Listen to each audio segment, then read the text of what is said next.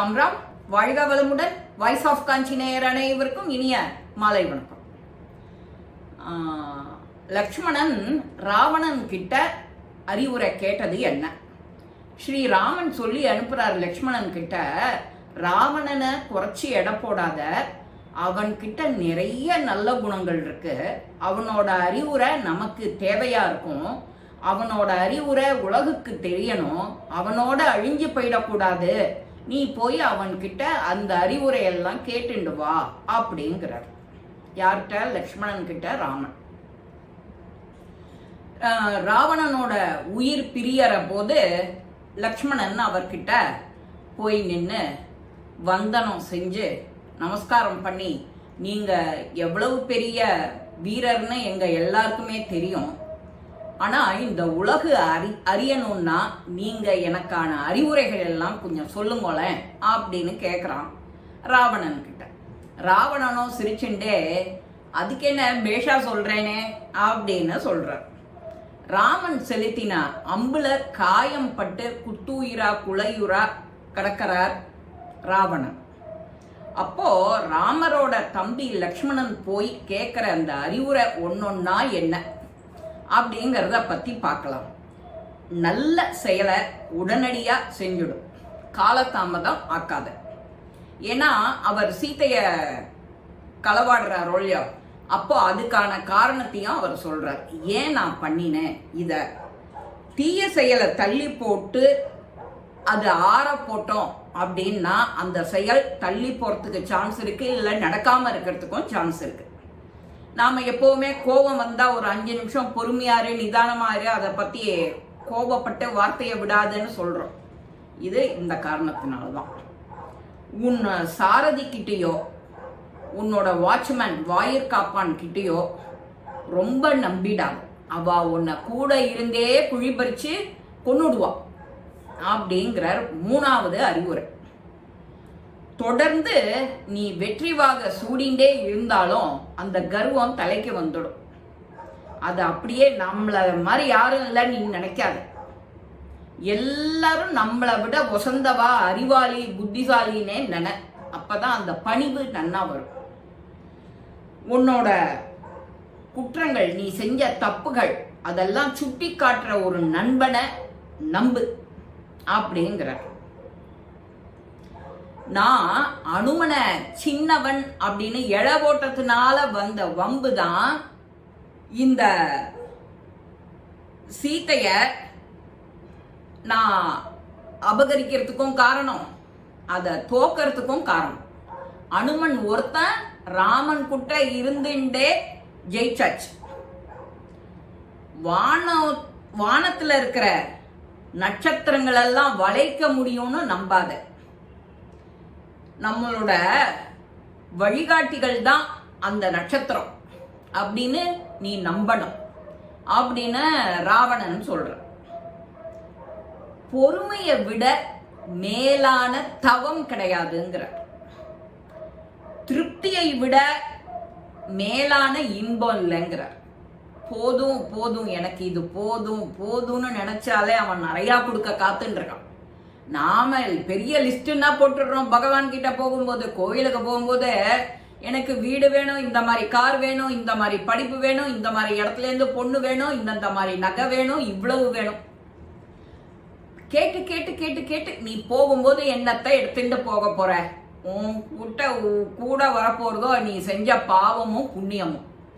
அதை யாரான நினைச்சு பாக்குறோமா? நாம எத்தனை பாவம் பண்ணிருக்கோம் பிறந்ததுல இருந்து, இல்ல நாம பிறந்ததுல இருந்து எத்தனை புண்ணியம் பண்ணிருக்கோம்னு நினைக்கிறோமோ? இல்ல. அதுக்கான நேரம் தான் இது. நாம இந்த பதிவெல்லாம் கேட்கறது அசா போடுறதுக்கான நேரம். இரக்கத்தை விட உயர்ந்த பண்பு இல்லை, நல்ல செயலே கிடையாதுங்கிற. அதே போல யார் எது சொன்னாலும் மன்னிச்சு விடுறது. தப்பு தானே செஞ்ச, சரி மன்னிச்சு விடுறேன் உன்னை. அந்த மன்னிப்புங்கிறது ஆற்றல் மிக்க ஆயுதம். அதை சொல்லி முடிக்கிறான் ராமன். மன்னித்தலை விட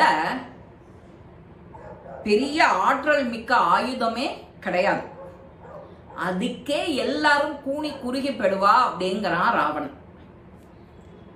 லக்ஷ்மணன் ராவணன் கேட்ட உபதேசங்கள் எல்லாம் கேட்டு அகமகிழ்ந்து அப்படியே ராமன் கிட்ட வரார்.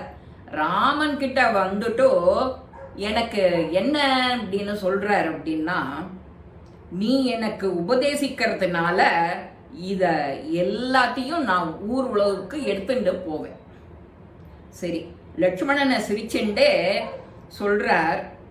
அப்போ நவகிரகங்களும் யமனும் இந்திரனும் எனக்கு கீழே இருந்தா, நான் சொல்றதெல்லாம் கேட்டுட்டு இருந்தா, நான் அகம்பாவம் பிடிச்சி திமிரு பிடிச்சி இருந்தேன். அப்போ நான் எண்ணினது என்ன தெரியுமோ, நாட்டுல எல்லாரும் சொர்க்கத்துக்கு தான் போகணும், யாருமே நரகத்துக்கு போக கூடாது. அப்படி ஒரு உத்தரவு பிறப்பிக்கணும், நரகங்கிறதே யாருக்கும் கிடையாதுங்க உத்தரவை பிறப்பிக்கணும்னு எல்லாரையும் அந்த பறக்கிற ஏணி மாதிரி ஏணியில ஏத்தி விடணும்னு நான் நினைச்சேன். அந்த நல்ல எண்ணத்தை நான் செயல்படுத்தாம விட்டுட்டேன். அதன் விளைவா தான் இன்னைக்கு நான் அவதிப்படுறேன். சூர்பனக சீதா தேவி ரொம்ப அழகோட சிகரம் அப்படின்னு என்கிட்ட சொன்னதுனால அவ உனக்கு ஏத்தவன்னு என்ன சிண்டு முடிஞ்சு விட்டா. அதை நான் கேட்டு உடனே ஆக்ஷன்ல இறங்கினேன். அதான் இந்த கதிக்கு ஆளானேன் அப்படின்னு ராவணன் முத்து முத்து முத்து முத்தா சொல்றான். நீ உனக்கு வேண்டாத செயல் எதையுமே தள்ளி போடு, தள்ளி போடணும் அப்படின்னு நினைக்காம சில செயல்கள் இருக்கும், உடனே செய்யணும். அந்த செயலை உடனே செஞ்சிடும். எல்லாரும் நாசமானதுலேருந்து காப்பாத்துவா, உனக்கும் நல்ல கதி கிடைக்கும். இதுதான் ராவணன் மாதிரி தான் நம்ம மனசெல்லாம் அப்படித்தான். அதனாலதான் ஆகாரம் சாப்பிட்றதுலேருந்து நாம ரொம்ப சாத்வீகமான உணவு ஆகாரம் எடுத்துக்கோ, கோபப்படாத, கனிவா இரு, நல்லதை பேசு, நல்லதை சிந்தனை பண்ணு, நல்லதை செய்யி.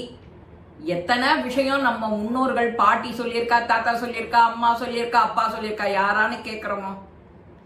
கண் கெட்டதுக்கு அப்புறம் தான் சூரிய நமஸ்காரம் பண்ணுவோன்னு நாம அடம் பண்ணிட்டு இருக்கும்போது இந்த நல்ல விஷயங்கள்லாம் எப்படி காதுல விழுங்கிற? விழாது. எப்படி விழும்? ராவணன் மாதிரி கடைசியில அந்த மூச்சு விடுறான் பாரு, அப்பதான் புரியும் நாம அந்த செயலை செஞ்சிருக்க கூடாது, இந்த செயலை இப்ப செஞ்சிருக்கணும் அப்படின்னு. என்ன நண்பர்களே, இது ரொம்ப இந்த காலத்துக்கு ரொம்ப அவசியமான அறிவுரை. இந்த அறிவுரைய ராமன் சொல்லி நானே அவங்கிட்ட இருந்து கத்துக்கணும். அது என்னென்ன அறிவுரைன்னு போய் கேட்டுண்டுவான்னு லக்ஷ்மணனை துரத்துறார் ராவணன் கிட்ட. அந்த போர் யுத்த களத்துல அவனும் விடாத எல்லாத்தையும் சொல்றான், ஊர் உலகுக்கு சொல்லணும்னு எல்லாத்தையும் சொல்றான். நாம ராவணனோட அறிவுரைய கேட்டுக்கிண்டு நல்லதை செய், இன்றே செய், தள்ளி போடாத. இந்த பதிவு உங்க எல்லாருக்குமே பிடிச்சிருக்கும். லைக் பண்ணுங்க, ஷேர் பண்ணுங்க, பெல் பட்டனை கிளிக் பண்ணுங்க, சப்ஸ்கிரைப் பண்ணுங்க, கமெண்ட்ஸ் பாக்ஸ்ல கமெண்ட்ஸ் போடுங்க. ஸ்ரீ மகாபிரிவா திருவடிகளே சரணம். நல்லதே நடக்கும். ஆனந்தமா இருப்ப நண்பர்களே. வாழ்க வளமுடன்.